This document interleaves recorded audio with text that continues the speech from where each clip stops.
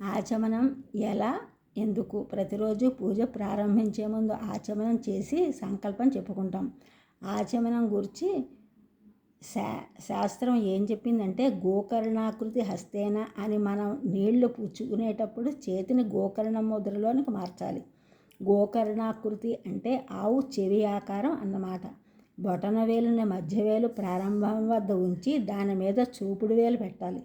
దీన్నే గోకర్ణాకృతి అంటాము. దీని యందు మాషమగ్న జలం పిబేత్.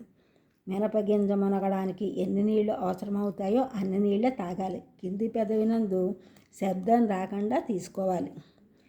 కింద అనగా నేల మీద కూర్చుని ఆచమనం చేయడం శాస్త్ర విరుద్ధం. అనగా ఆసనంపై కూర్చుని ఆచమనం చేయాలి. భగవన్నామస్మరణ చేయకుండా ఆచమనం చేయకూడదు.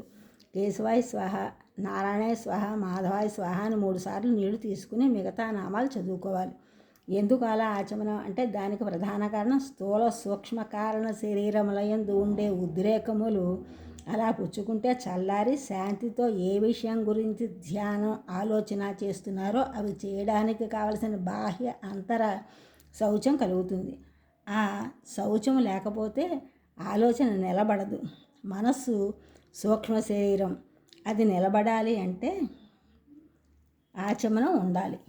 84 లక్షల జీవరాశులలో స్వరపేటిక కలిగిన ఏకైక ప్రాణి మనుష్యుడు. స్వరస్థానములను వేదం గుర్తించింది.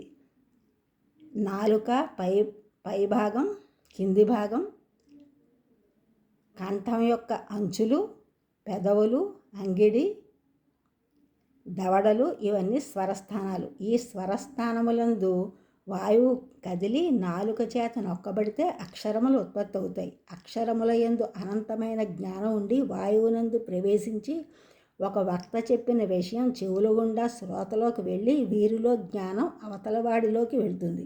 కాబట్టి ఆ స్వరపేటిక గొప్పది. కేశవాయ స్వాహ అన్నప్పుడు ఆ నీళ్లు ఈశ్వరునికి వెళ్తున్నాయి. లోపల ఉన్న వైశ్వానరాగ్ని మీద వేస్తున్నాం. స్వరపేటికలోంచి ప్రధానంగా అక్షరాలు ఎక్కువ పుట్టి అవి వాటి స్థానముల యొక్క శక్తి ద్విగుణీకృతం చేయడానికి స్వరపేటికను కాపాడుకోవాలి. ఈ ఛానల్ చూసిన వాళ్ళందరూ కూడా సబ్స్క్రైబ్ చేయండి, షేర్ చేయండి, లైక్ చేయండి, కామెంట్ చేయండి. సబ్స్క్రైబ్ చేసినందుకు కూడా కృతజ్ఞతలు, షేర్ చేసిన వాళ్ళు, లైక్ చేసిన కామెంట్ చేసినందుకు కూడా ధన్యవాదములు.